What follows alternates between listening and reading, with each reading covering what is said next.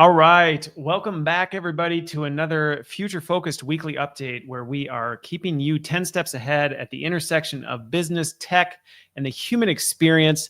I'm your host, Christopher Lind, and looking forward to getting into this. If you're a regular listener, watcher, thank you for your continued support and engagement. If you're new to it, I hope you find this helpful to all of you.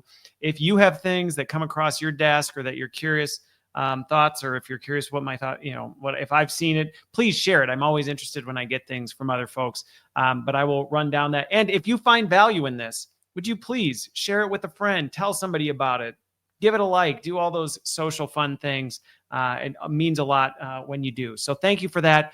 As usual, when we get into it today, I've got 5 things that have been on my mind recently that I will be talking through, and we'll see how much time it takes to go through them. I will try and stay tight as usual, but we'll see. It's my show. I can do whatever I want. All right. So the first one came across my desk. I had watched an interview, and I honestly, if people follow up, if you're really curious about these things, you can ask, and I'll try and get the specific citations from these things or the articles that came across my desk. But usually they're kind of a mix of things. So this first one was sparked by an interview I watched where it was between 2 tech leaders, and one's a very well-known person in the tech space. And he was talking about how there are some, so I want to be careful how I represent this. There are some people in the AI tech space who really are looking at building God with AI. And there's actually a whole term with this. It's called Robotheism, where the whole goal is it's almost this Messiah complex where it's like, we're going to build the technology that saves humanity, and it's going to answer all our questions and solve all our problems. And, it's going to be this great, fantastic thing. And it's going to almost become a new deity. Now, depending on where people sit and how you land on all the definitions for some of the terminology, you may be like, we're never going to get there. And again, it's not a matter of whether we will or we won't. It's a matter of what some people might do and the effect it has. Because I think sometimes when people hear this thought, robotheism, they imagine, I don't know what, but when I hear when I dug into some of the Reddit threads or some of the articles related to this, some people kind of scoff at it because they have this imagination of like people going and worshiping a humanoid robot.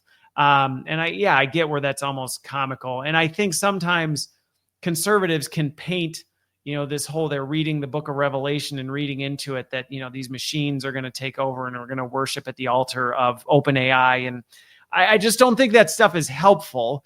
But what was interesting listening to this is hearing from somebody who's on the inside. And I've actually been in conversations on some of these advisory board meetings where they won't directly say that's what they're looking to do. Honestly, most people, if you're hard pressed, if you're like, are you trying to make AI God? They'll say, no, absolutely not. But when you hear the way they talk about it and AI's potential and its capability to serve us at this ultimate level, that's exactly what they're doing. That's how they're thinking about it, whether they're thinking about it in those terms or not.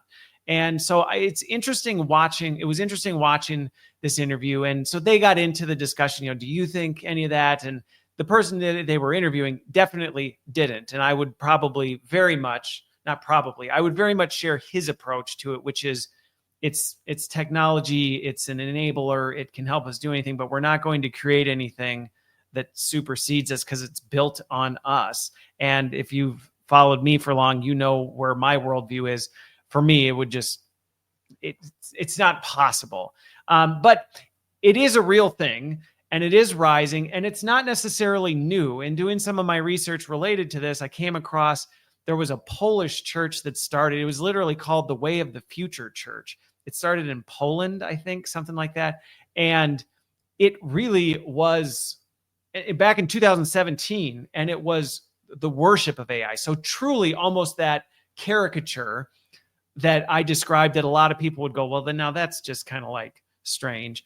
But that has happened even going back to 2017. So it's weird, and it's also real, and it's very real. And I think it's bigger than just thinking about whether you're going to bow at the altar of AI or not. But it was interesting because Bill Gates even spoke into this, and I listened to the clip from him, and he even, Yeah, he positioned it as a way like we're going to need new religion or philosophy to navigate the what's going to come as a result of AI. And what I think was interesting is, that got positioned as, oh, Bill Gates is saying AI is going to become a god. And I've watched enough of his stuff and I've listened to him before. I think if he were pressed on that, I don't know that he would directly come out and say it. But what was interesting in listening to that quote, it was similar to what I said before, where I think a lot of people go, nah, that's ridiculous. But then when you listen to how they describe AI, that is how they're thinking about AI. It is going to be the thing that solves everything. And that is, to me, a concerning trend that I'm seeing. And not just, yes, obviously the extreme version of, literal traditional liturgy type stuff around AI, but even this idea that AI can save you and it will be the solution to all our problems. And that personally is something that I think is much more common. And so what I think is interesting about this is people are starting to attribute that to Robo-Theism. To me, I almost see this as, well, I suppose in some ways, if you're looking at religion as this cheap veneer or this kind of genie, you go ask for things and it gives you what you want, or it just has all the answers that you don't have the answers to, and it's smarter than you. Like if that is what you truly think God is, a deity is, to me, that's a very cheap definition of what a deity is. And so I'm like, well, boy, if that's your definition of deity, then I guess, yeah, I can see where people would start to see AI as a god in that cheap kind of veneer sense of, yeah, I guess you ask it what you want and you get what you want, and it has a lot of knowledge and information that it can spit out at you, and it can sound really smart, and it can influence you, and it can, if you're willing, take care of things for you. I mean, I guess, but I don't know. And I think that's where a lot of times when I've got into more, and what I do agree with Bill Gates is I do think AI, and I was actually on a podcast with an atheist where we were talking about this, because his question was, do you think with the rise of AI,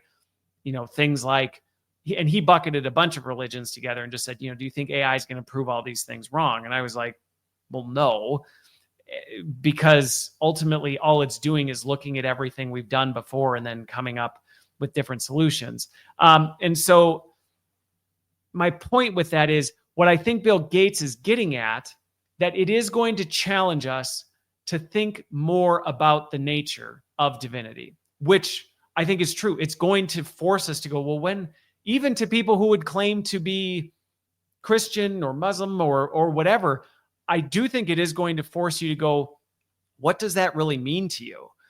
Because if it is nothing more than,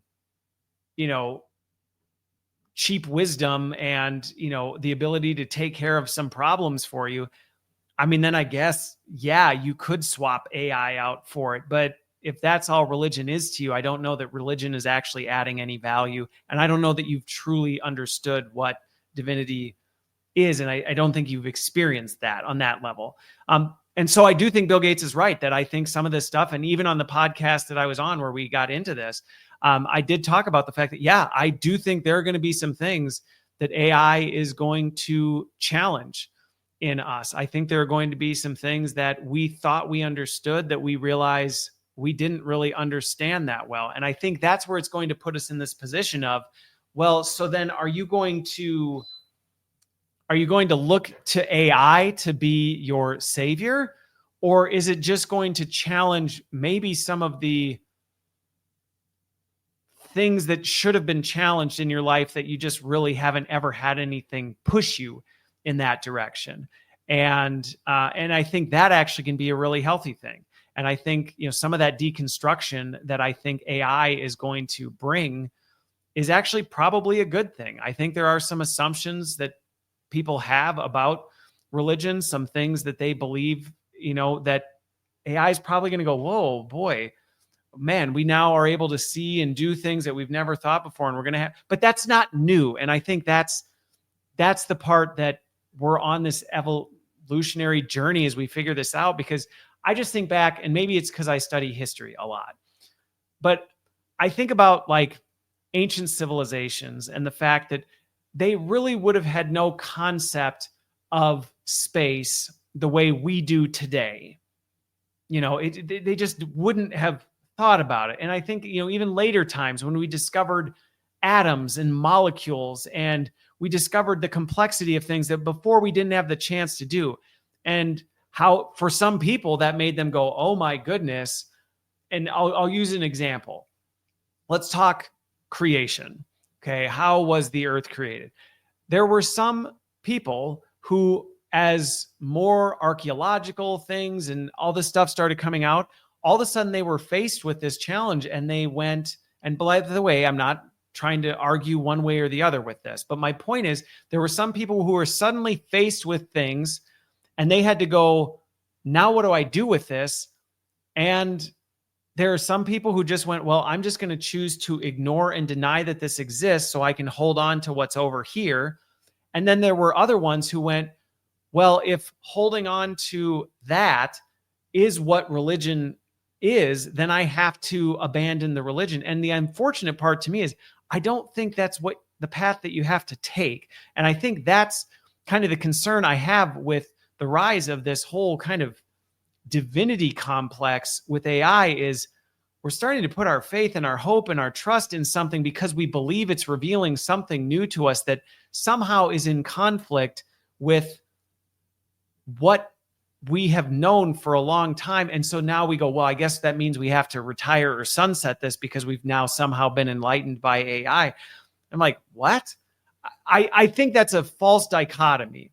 And I can just say, because I've shared where my worldview is, I actually think one of my best resources for how I navigate and think about the complexities and the philosophical challenges that we're dealing with AI and all of this technology stuff is the Bible. Like, I actually think there's so much wisdom to help that is timeless and transcends all of the innovations and the changes of the world. And so to me, when I think and look about this, I don't see AI all of a sudden needing to replace or sunset God. To me, it's just like, I really struggle with it. So actually, when I listen to this interview and I've talked to some people who maybe are further along the spectrum of like, yeah, AI is going to save us. I talked to somebody the other day who's like, it just in a few more years, we're not even going to have to worry about death anymore. And I'm like, you think AI is going to cure mortality? Like, in my book, there's only one cure for that, and it's not something that we built in a lab. So it's going to be interesting to see. But the challenge I would put to people, and I think this is the challenge for folks, is I would fully prepare that AI and some of the things that are going to happen, the future that's ahead of us, I think we're going through a major transformation, and it is probably going to present you with things that you are uncomfortable with or challenge, potentially things you've always held to, and all this stuff.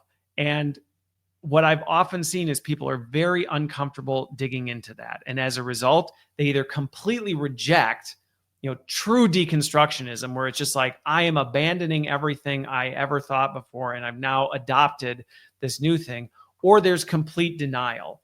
And there's this tendency to fall into these two camps instead of deconstruct it and say, what do we really know about what is timeless? And now how do we reconstruct this in a new way? And that's a large part of what I try and do with this podcast, is dig into some of these things. The one last week where I talked about conflict and AI's role in that. Well, you can jump in the camp of, oh, conflict is bad, so I'm just going to use AI to deal with it. Well, that's not good.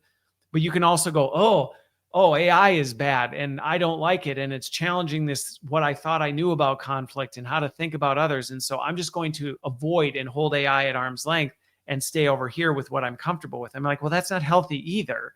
I think you need to deconstruct it. And so, regardless of your religious affiliation, I think you do have to actually dig into, well, where is your hope really placed? What do you actually look to God for if you believe in God? Like, what do you, how is it a genie? Is it something you just go rub a lamp when you want something and expect it to deliver? Is it something that's, a cosmic rule book that dropped in your lap that tells you the things you can and can't do? I mean, if that's really all it is, I think you're missing out on it. But also, I think you need to actually wrestle through that challenge and go, boy, what does that mean? Because now AI is starting to disrupt some of this stuff, and I'm going to have to actually think about it.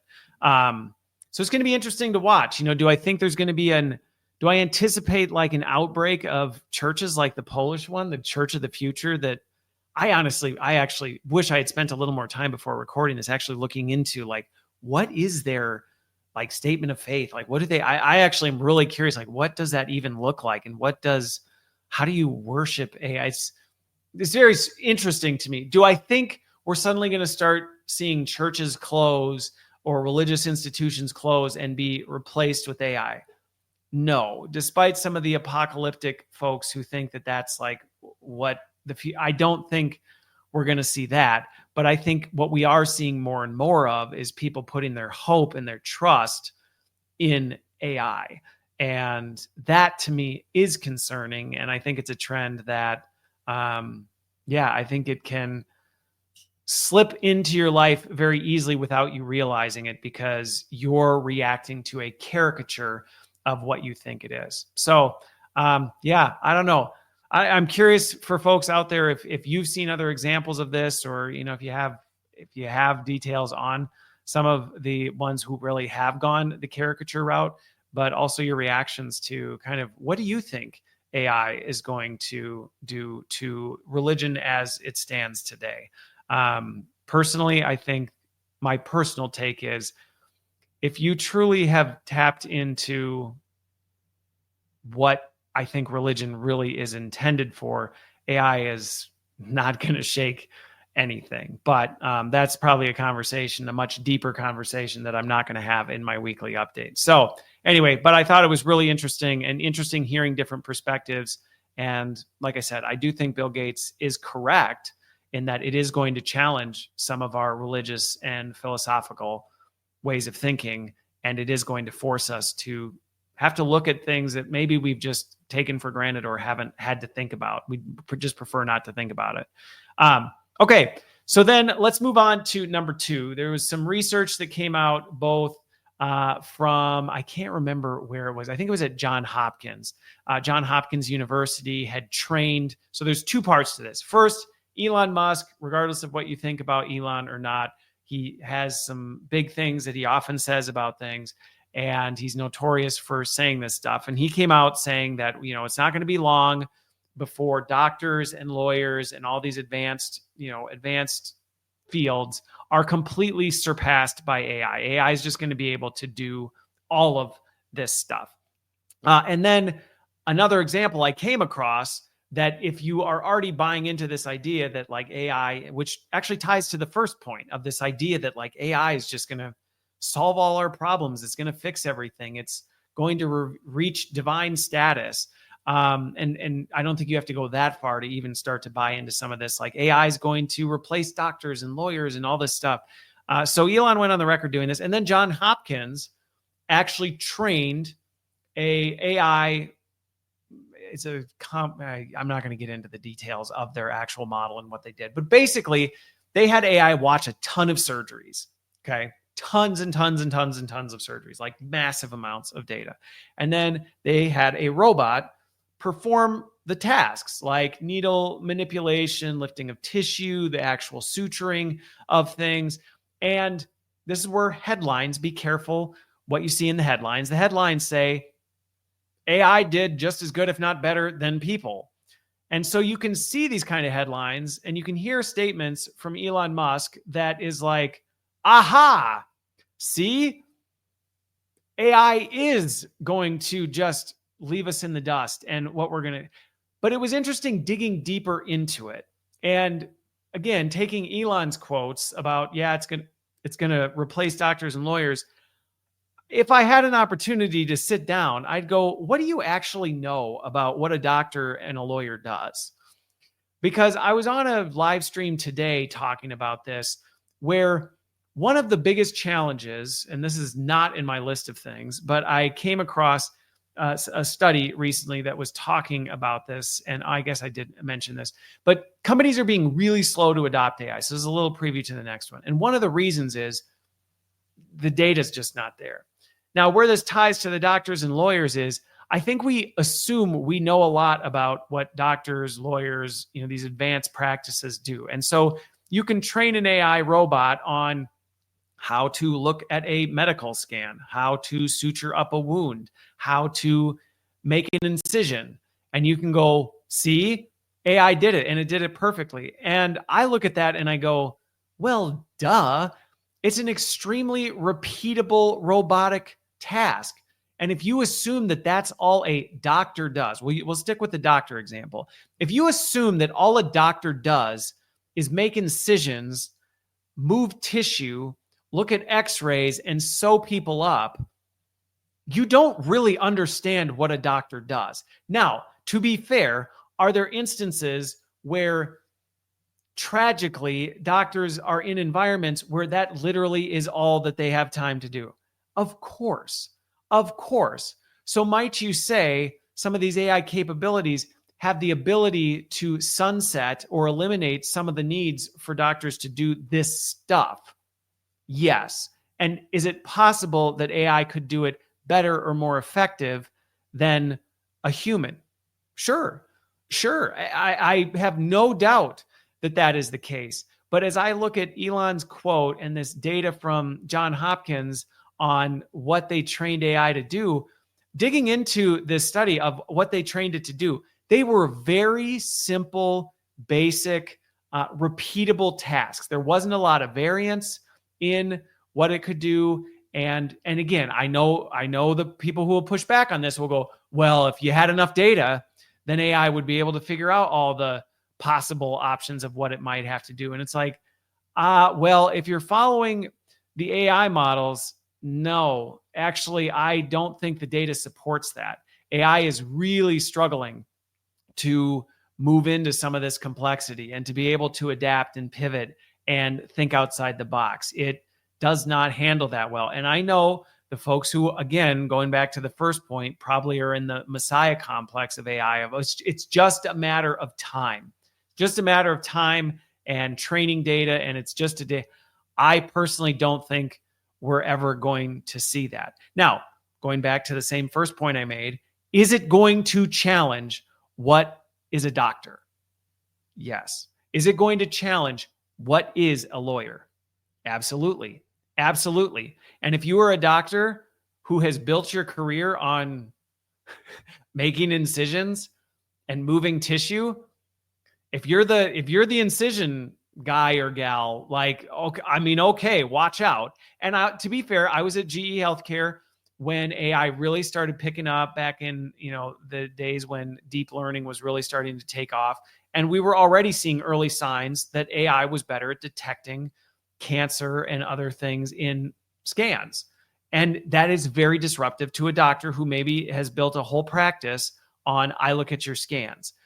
And so can it be very uncomfortable to have to go, boy, if that's what I did, I'm going to have to deconstruct what I did. But what I think we're going to discover with this, and this is what I'm seeing companies are continuing to struggle with, is there's so much more that we don't fully understand. And there is so much more that people are doing that just goes overlooked. And there's not really data that can even be explained in how you do it. And I know last week I talked about the rise of large behavioral models, which might that fill additional gaps?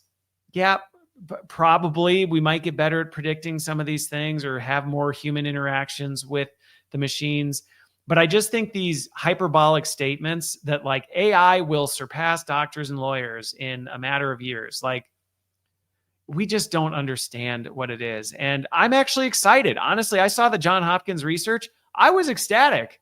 I go, man, you know what? I would much rather, not yet, but if I'm having a routine procedure and I meet all of the routine criteria, I honestly, to some degree, would rather have a robot go in and take care of it with a very seasoned expert at the hands who knows what to do if something goes sideways. I would much rather have that. And you know what? It opens the possibility that that routine procedure now that I might have, I might be able to have a world-renowned physician who would never have the time, or I'd never have the money to actually oversee that procedure, now see it because maybe they don't need to be there anymore. They can see it from wherever they are and make sure everything goes okay. So, do I think it's going to challenge what a doctor is and what a lawyer is? Yeah, I know that already because I think about even some of the things I'm doing on the independent consulting side. Am I necessarily going to a lawyer for every legal document that I need written up? No. Am I taking care of some of that and then having a lawyer review it and double check and say, is there anything I'm missing or not thinking about, tweaks that you would make? Well, yeah. And do I have some people in my portfolio that I go, yeah, I pull on them for certain things because they're the experts and I'm not going to trust AI in everything? Sure. So I think this is more what we're going to see, which ties to point 3. So point 3 was an article I read that was actually an interview with a manager at Microsoft. So he was a software engineer who does a ton of work at Microsoft, and his job is to write code. Which last week, if you listened, I think it was last week or the week before, I talked about how Google's bragging that AI is writing 25% of new code. And I went, I'd love to see how you're measuring that. But reading this article was interesting because it kind of validated what I was hinting at there, in that his whole point of view on this was, yes, AI is doing a large amount of my coding now, and I am no less busy than I was before. And in digging into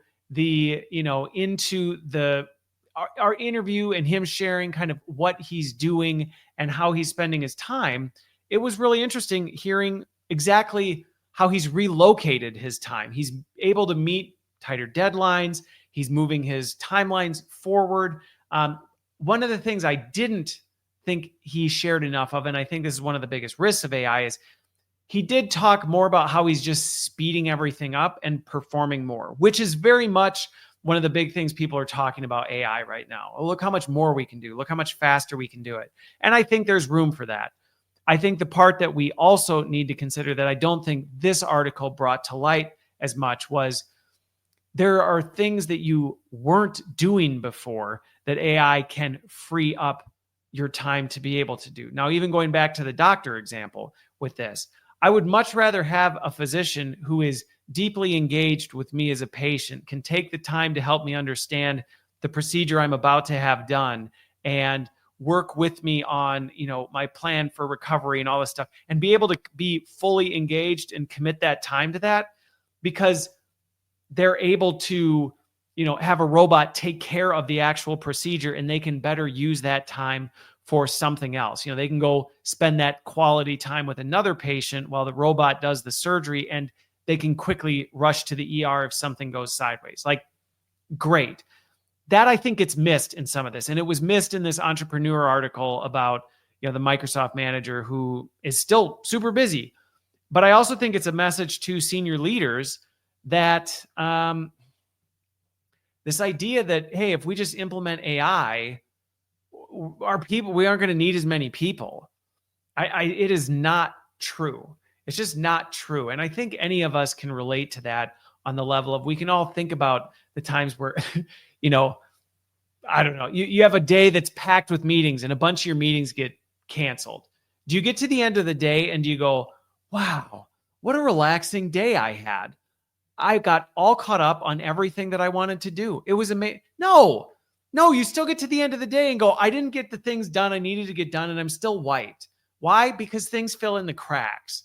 And that's what his example was really highlighting was, yeah, okay, AI is doing more of my coding, but I'm not any less busy. I'm not working any less because of that, which I, in some ways, think is concerning. And it ties to a historical trend. I don't remember what class I was taking, but I remember reading about history as the Industrial Revolution was kicking off, and how people were like, oh, by the whatever years, people are only going to be working 10 or 15 hours a week because and it's like, people are more burned out in 2024 than they have been in all of human history.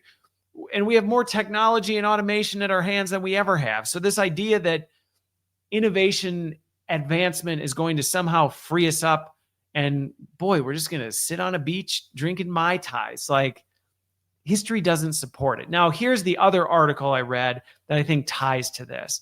For those of you who may be in an organization that you're feeling a lot of the heat, a lot of the pressure, we need to be moving forward with this AI. I did come across, and it was a slash survey study article type thing. It was on localnewsmatters.org. So I don't know that that's actually the original source for it. But what it was it was highlighting a survey or some research about how slow companies are to adopting AI and how much slower that's moving than anticipated.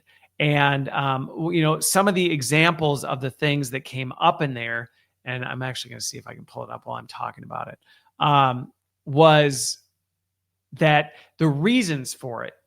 Okay, so I did manage to find it here. The reasons why it's slow is the biggest one was volume of data. 56% is one of the reasons, the biggest hangups. The hardware was right up there at 50%. Data storage, ability to capture data, like data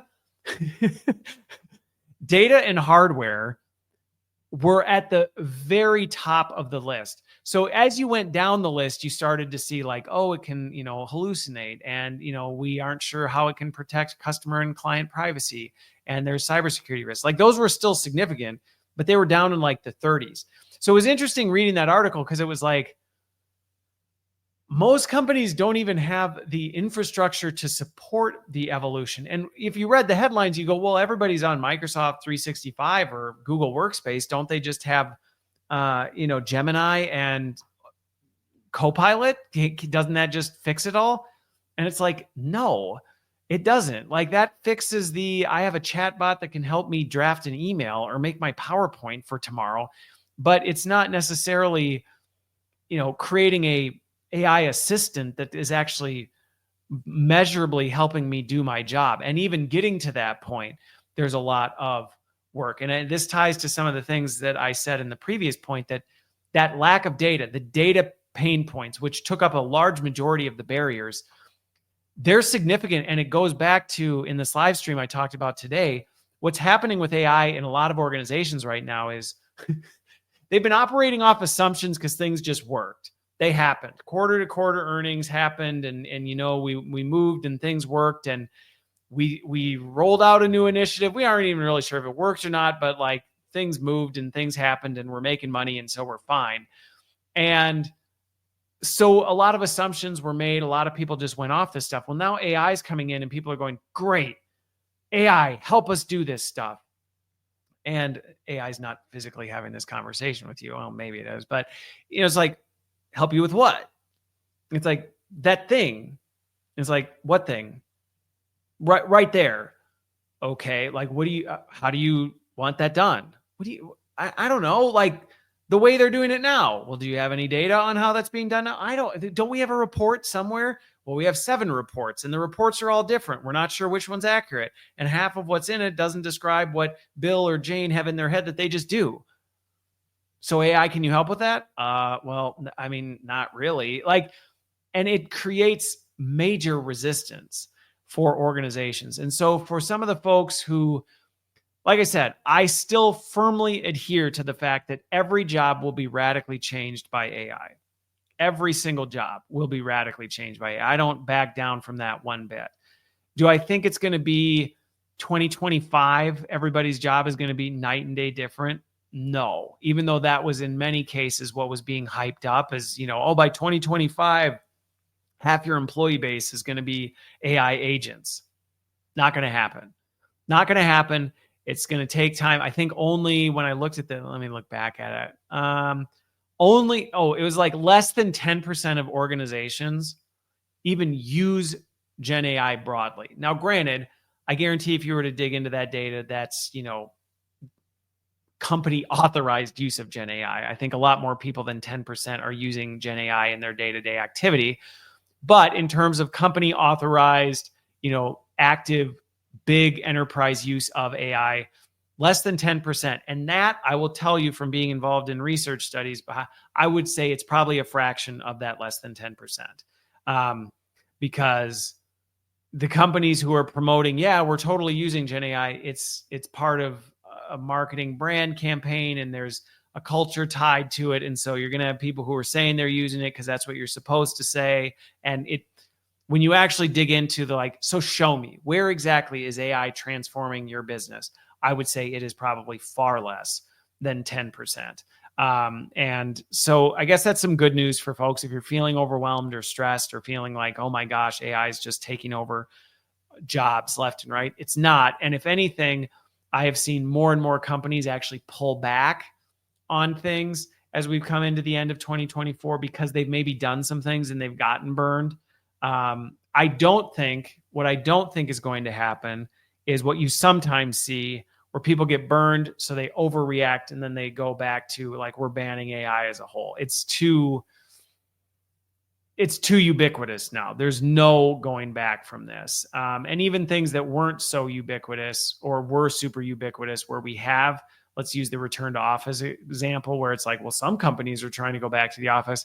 It's yeah, look how that's going for them. I was going to include it in this today, but even Amazon's running into some major challenges with their efforts to say everybody must be back in the office. So it's kind of one of those things where once you cross a certain threshold, there's no going back. And I think we're definitely there with AI, but it's not moving at the pace that it was being projected before. So if you're stressed, nervous, overwhelmed by that, you can at least take, a little breath of fresh air. You've got some time to adopt and adapt and pick that up. But here's my warning. If you're one of those AI resistors who doesn't want to engage, who's I'm just going to deny this, stick my head in the sand and hope, be careful, because it is coming and it is disrupting things. And when I talk to people in organizations, it is, again, that's why I don't agree with we only use it across the organization, less than 10%. It's being used all over the place, just differently than companies recognize. And it is differentiating people and their abilities. So don't be a resistor to it. Just figure out, going back to the whole theme of this one, deconstruct what you're doing and then reconstruct it in a new and better way. Okay. Last one. I've got a short one after this one, but I came across multiple articles this week on the military and AI that have me just concerned, that I think we need to be weighing in on. And again, what role we can play in this, I don't know. I think it may boil down to how we choose to, vote. It may choose depending on your role. If you're in the military, if you have some of this, I know I do some advising for the military, and I'm very vocal about this. But there was an article about the U.S. military, and they're convinced they've invested well over $1 billion in AI and are firmly convinced that it is going to pay off. And when I think about how the military is thinking about AI and what they want to do with it, I have no doubt that anybody who invests in AI, if they do it well, and this is where I struggle with this one a bit, if you do it well, it's going to pay off. Now, there was an article on Futurism about how they're also, this is tied, the U.S. military is now testing out its AI-powered machine guns. And this is where it starts to raise, which goes back to what I said about Bill Gates, where AI is going to force us to start to have to think about these philosophical, ethical challenges in wildly different ways, because now the military is all in on AI in its transformation of military action. And we've got to wrestle with that, because I have lots of friends who are very pro-military, and I respect and appreciate every single one of the soldiers who has committed service to protect the lives of others. And I also am well-versed in history and just other cultures to see that what the U.S. military does is not always great. And it's not always keeping humans at the center of it. And I wrestle with that a lot. Because I love this country that I live in. I have so much respect for the military people that I know who are committed to protecting and serving.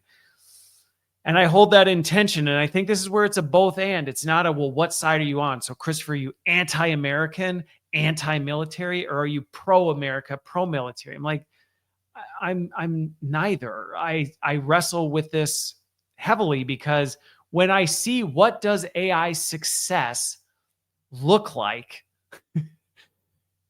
you have to look at what metrics are you using to measure success. Is it lethality? Is it more effective termination of a target?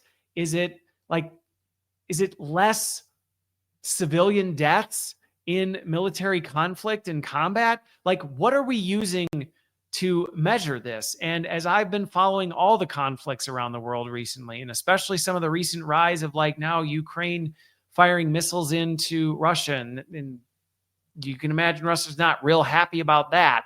And I start to think about, oh gosh, this is super complicated, really hard, high risk stuff that puts a lot of people's lives in jeopardy. And those are the kinds of areas that I get really nervous when we go gung-ho with artificial intelligence, because those are exactly the kinds of areas that artificial intelligence can be extremely dangerous. And so I think about, as I was reading about this, computer kill code with this AI machine gun of how do you even train AI to target and make a decision on when to fire on the air quote enemy? And how is it determining who the enemy is? And how is it determining when to take? There's just so much stuff. And when I was digging into this one, it's like the system is fully autonomous. And now, granted, I didn't have time to get into all the exact specifications of this gun and its application and its use, and where will it be used? Is it on a defense type thing? Because I came across another article that, and again, don't quote me on it because I know it's one of those headline things, but it was there's robo dogs with guns patrolling Mar-a-Lago type of a thing. And you're like, of course it's designed to be inflammatory and I don't want to pour fuel on that fire. But I think about some of this stuff where it's AI moving around with highly lethal weapons and being fully autonomous. When you say fully autonomous, you mean you are trusting it to make life and death decisions. And I understand that this gets really complicated. And this is why I say I'm not coming in here going, ban AI from the military. No. Or get rid of the military. No. But I think this is going to open up some really new territory. And it's not that, to be clear, I'm also not stupid. I know AI has been going on in the military for a very long time. So, if somebody's like, oh, Christopher, you think this is brand new? I know it's not brand new. But moving into this fully autonomous state where we have deadly weapons that are independently deciding what targets they're going to take out, this is a layer of ethics and philosophy I don't know that we've really had to consider before. In the past, there was always a person behind that trigger. There was a person pushing the button. There was a person making the determination on where and when and how. And I know I'm being very careful how I talk about this because I know it can be a very divisive, hot topic as people get into some of the atrocities that have been committed by military forces across the board, including the United States. So that's the thing. If you are someone who just blindly says the U.S. has never done anything wrong, well, we might have another heated debate there because we can't just ignore what the U.S.'s role in some of the things that it's perpetuated over the years, even to this day. But I think this is now taking a new level to this because we're starting to have to wrestle through, okay, well, clearly the government and the Pentagon have said they are investing billions of dollars into this. They're on the market now saying we're fully invested in Anthropic. That's who they're backing.